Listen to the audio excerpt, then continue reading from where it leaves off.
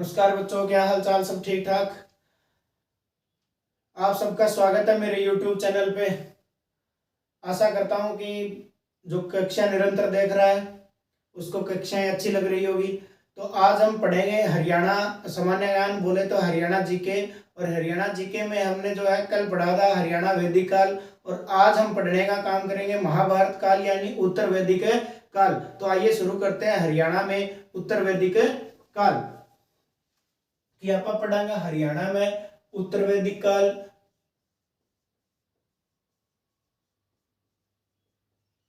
या महाभारत काल।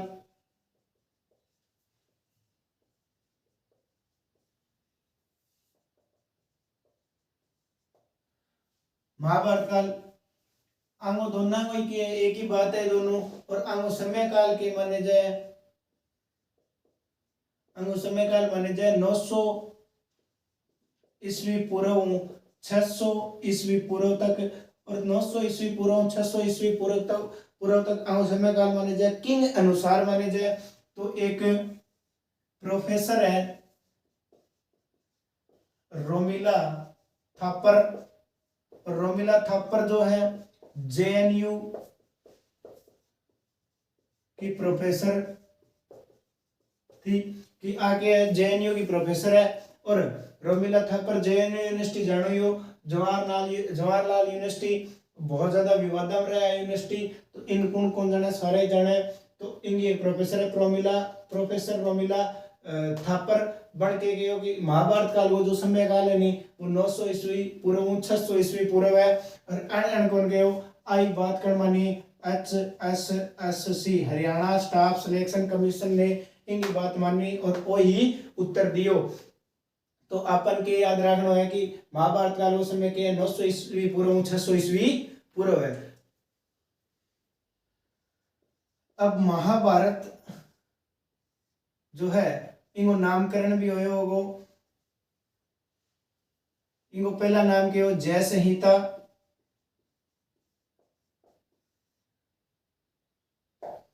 बी बाद में के पढ़ियो भारत, और ए बाद में के पढ़ियो महाभारत। तो जो जय संहिता नामकरण होनी हो बिम के 2400 श्लोक, 2400 श्लोक। भारत के समय जो नाम पर भारत नाम होनी बी टीम के हो गया 8800 श्लोक हो गया। और आज जो महाभारत आप पढ़ा बिम के 1,00,000 श्लोक है, 1,00,000 है श्लोक है। तो आ बात है याद रखने की है कि जय संहिता भारत और महाभारत दिन के 2400 श्लोक 8800 श्लोक आज के है 1,00,000 है श्लोक है।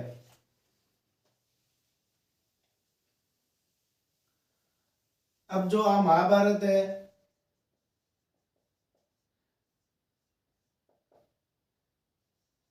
दुनिया का सबसे बड़ा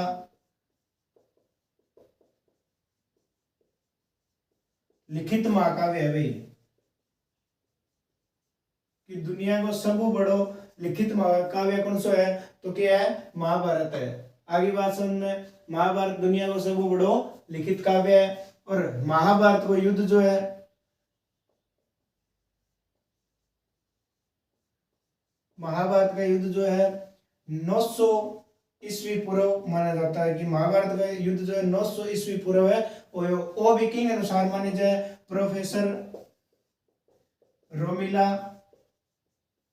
थापर के अनुसार, कि दोनों ही समय काल और युद्ध कद हो दोनों ही किंग अनुसार माने जाए प्रोफेसर रोमिला थापर के अनुसार माने जाता है। समय काल भी इंग ही अनुसार माने जाए। और प्रोफेसर रोमिला थापर जेएनयू के प्रोफेसर है थी भैया है इन उम्र पतो को नहीं कि या जानती रही या जिनती है। और महाभारत को युद्ध जो है वो कितना दिन चलो 18 दिन चलो। महाभारत को युद्ध किए 18 दिन तक है चालियो की, लगातार 18 दिन तक चालियो। दुनिया को एकमात्र युद्ध हो जो जो शंखनाद में शुरू होंदो और शंखनाद पर ही खत्म होंदो, कि जब सूर्य निकल दो नहीं तो शंख बाजा कर दो तो युद्ध शुरू हो जान दो, और जिया ही शाम ढलती कि अंधेरो हो जान दो, सूर्य अस्त हो जान तो क्या है शंख बाजा कर दो और युद्ध किया जान दो, खत्म हो जान दो कि सुबेरे लड़ांगा, कि लड़ाई खातर भी टाइम है निर्धारित हो। आज युद्ध हो गए कोई दिन और कोई रात को नहीं देखे, जी हाँ रूस और यूक्रेन को युद्ध चला है तो दिन रात कौन देखे, दिन में भी गोल बाजे रात की भी गोल बाजे, तो कोई दिक्कत को नहीं कि आज युद्ध के अंदर समय निर्धारण करना, मगर उस समय के हो कि दिन दिन में युद्ध होया कर दो, कि शंखों शुरू होया कर दो और शंखनाद पर ही खत्म हो जाया कर दो।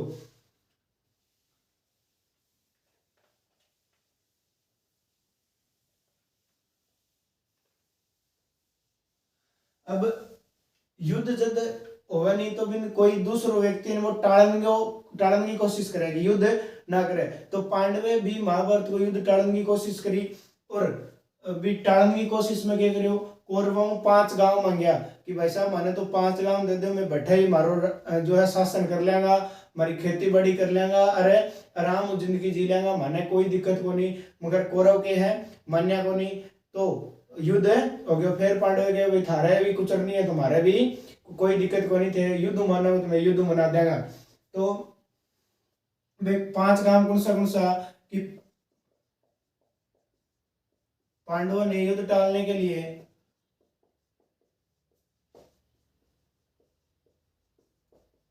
5 गांव मांगे, 5 गांव कौरवों से मांगे।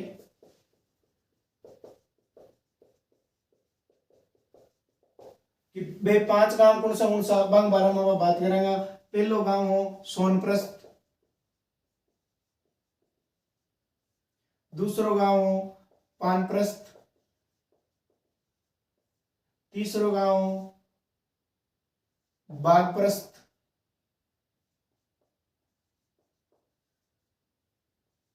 भागप्रस्थ, चौथो गांव हो इंद्रप्रस्थ, और 5वां गांव हो तिलपत। सोनप्रस्थ को जो आज वर्तमान नाम है वो है सोनीपत,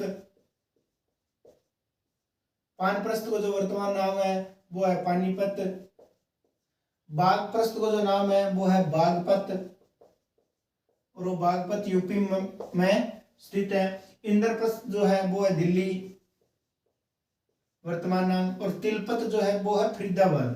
तो फरीदाबाद को भी प्राचीन नाम के हो तिलपत हो, दिल्ली को प्राचीन नाम के हो इंद्रप्रस्थ हो, बागपत को नाम के हो भागपत हो बागप्रस्थ हो, और पानीपत को के हो पानप्रस्थ और सोनीपत को के हो सोनप्रस्थ हो।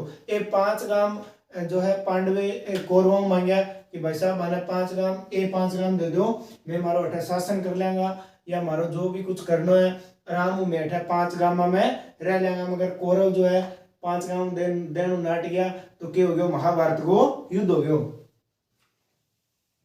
और युद्ध जो है कितना दिन चलो आप पहले ही बता चुके हैं कि 18 दिन है युद्ध चलो। और महाभारत में 18 अध्याय हैं। महाभारत में टोटल कितने अध्याय हैं? 18 अध्याय है। कि जिया कौरव और पांडवों को युद्ध हो तो पांडव के हो गया युद्ध में जीत गया और कौरव के हो गया हार गया। कि कोई भी चीज हो, दो प्रतिद्वंदियों के बीच में कोई भी चीज हो तो जीत के बाद में क्या मनाया जाए? जश्न मनाया जाए। तो पांडवे भी क्या मनायो? जश्न मनायो, एक पर्व मनायो, त्योहार मनायो कि जीत के बाद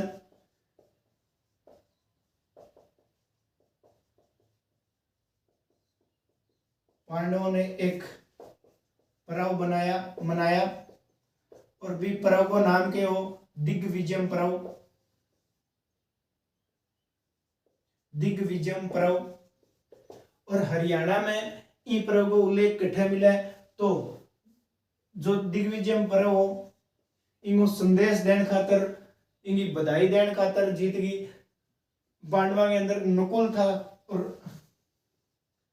नकुल ने कठे भेजो? रोहतक की साइड भेजो। तो हरियाणा का जो उल्लेख है वो मिले नकुल दिग्विजय में। नकुल दिग्विजय के अंतर्गत हरियाणा का उल्लेख है मिलता है कि पांडवों की जीत के लिए नकुल जो है हरियाणा की तरफ रोहतक की तरफ संदेश देने आया था, बधाई देने आया था। अपने जो मित्रगण थे या उसको चाहने वाले थे पांडवों को, उनको बताने आया था कि महाभारत का युद्ध हमने जीत लिया है और उसके उपलक्ष्य में हमने एक त्योहार पर्व आयोजित किया है, आप भी उसमें आमंत्रित हो। वो बातें बताने के लिए नकुल आया था। किसकी साइड? रोहतक की तरफ। तो नकुल दिग्विजय में हरियाणा का उल्लेख मिलता है।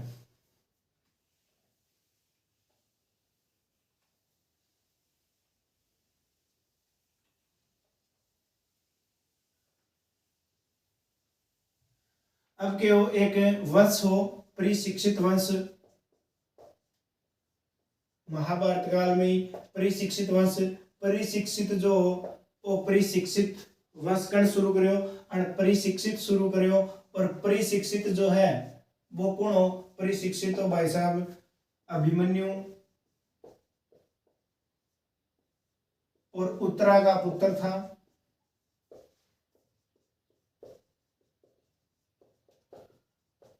और परिशिक्षित ने के युधिष्ठिर का पुत्र माना जाता है।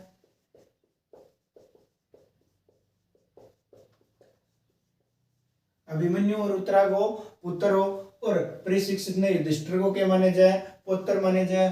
तो परिशिक्षित वंश की राजधानी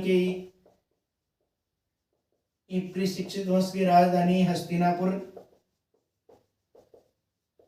मगर वो परिशिक्षित जो हो हस्तिनापुर आपकी राजधानी बदलकर असंध करना चाहता था। असंध करनाल में पड़ा है, असंध करना चाहता था कि गठा करना चाहो, असंध करना चाहो, गठा में बदल गए, हस्तिनापुर में बदल गए, हरियाणा में जो करनाल है बिंग अंदर अपनी राजधानी बनाना चाहो। तो इनको एक युद्ध हुआ, परिशिक्षित को युद्ध हुआ।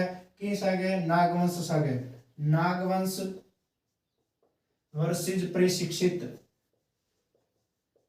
इस युद्ध में क्या होता है कि परिशिक्षित हार जाता है,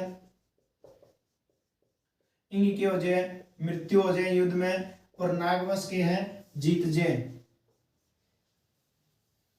आगे बात समझ में कि नागवंश इस युद्ध में जीत जाता है और परिशिक्षित इस युद्ध में हार जाता है, इसकी मृत्यु हो जाती है।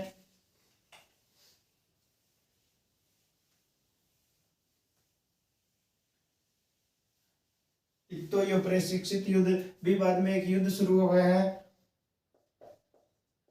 जन्मेजय वंश, वंश शुरू हो गया है जन्मेजय वंश। जन्मेजय वंश को संस्थापक कौन हो? जन्मेजय हो। और जन्मेजय जो है जन्मेजय परिशिक्षित को पुत्र हो, परिशिक्षित को पुत्र हो। और जन्मेजय का पर्सन क्या है? बहुत इंपॉर्टेंट पर्सन है। पर्सन आया जन्मेजय का संबंध कहां से है? हरियाणा में कहां से है? अचार में कहां से है? तो हरियाणा में इसका संबंध जो है वो एक सफेदों से है। सफेदों, और सफेदों का प्राचीन नाम क्या है? सर्पदमन है। ऐसा माना जाता है कि अपने बाप की मौत का बदला लेने के लिए जन्मेजय ने इस सफेदों के अंदर एक सर्पदमन यज्ञ किया था। सर्पदमन यज्ञ किया था और उसके बाद में सर्पदमन यज्ञ जो है नागवंश के ऊपर जीत के लिए किया था इसने। और इसका युद्ध होता है नागवंश वर्सेस जन्मेजय। इसमें नागवंश क्या हो जाता है? हार जाता है और जन्मेजय क्या होता है? जीत जाता है। और जीतने के बाद जन्मेजय जो है अपनी राजधानी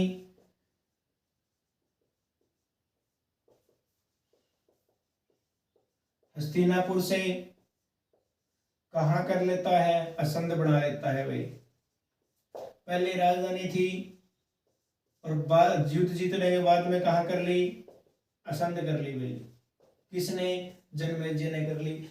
जो प्रशिक्षित करना चाहता था प्रशिक्षित से जो नहीं हुआ वो कण कर दियो जन्मेजय कर दियो कि राजधानी बदल दी, पहले हस्तिनापुरी फिर के कर ली असंध कर ली।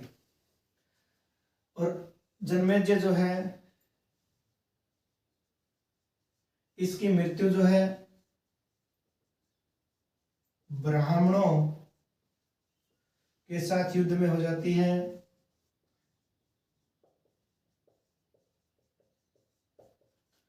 ब्राह्मणों के साथ एक युद्ध होता है किसका, जन्मेजय का। और ब्राह्मणों के युद्ध के समय के अंदर कि जब ब्राह्मणों के साथ इसका युद्ध होता है तो जन्मेजय की क्या हो जाती है, मौत हो जाती है, मृत्यु हो जाती है। उसके बाद में एक वंश और पनपता है, एक वंश का और उदय होता है महाभारत काल में ही। एक वंश और पनपता है, उसका नाम है शांतनिक वंश। और शांतनिक वंश जो है उसके बारे में बताया जाता है। इसका जो वर्णन है, शांतनिक वंश का वर्णन जो है एक उपनिषद है।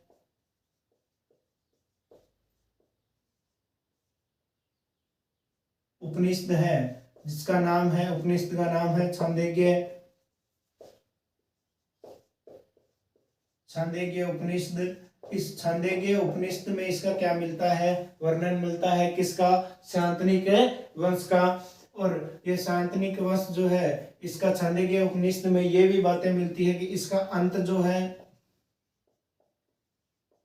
इसका अंत प्राकृतिक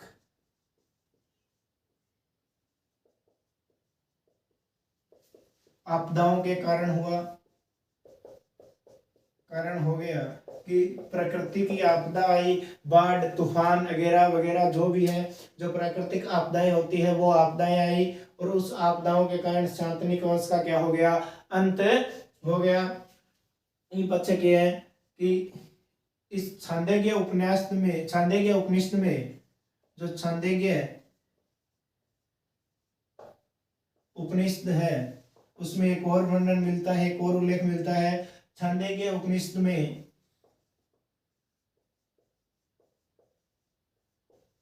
उल्लेख मिलता है कि शांतनिक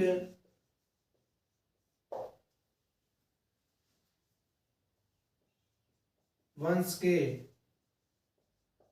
अंत के साथ ही उत्तर वैदिक काल या महाभारत काल का भी अंत हो जाता है। और इसके बाद में क्या शुरू होता है, गणराज्य काल। और इसमें क्या है, छांदोग्य उपनिषद में ही ये उल्लेख मिलता है कि जैसे ही शांतनिक वंश का अंत होता है उसी अंत के साथ ही क्या है, उत्तर वैदिक काल या महाभारत काल का क्या हो जाता है, अंत हो जाता है। महाभारत काल का अंतिम वंश कौन सा था, शांतनिक वंश था।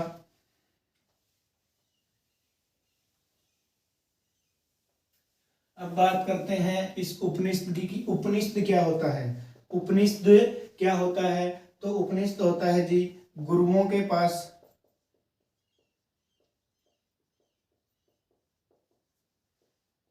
बैठकर ली गई शिक्षा। गुरुओं के पास बैठकर ली गई शिक्षा ही क्या कहलाती है, उपनिषद कहलाती है। और भारत में 108 उपनिषद हैं और उनमें से 11 उपनिषद जो है वो मुख्य है।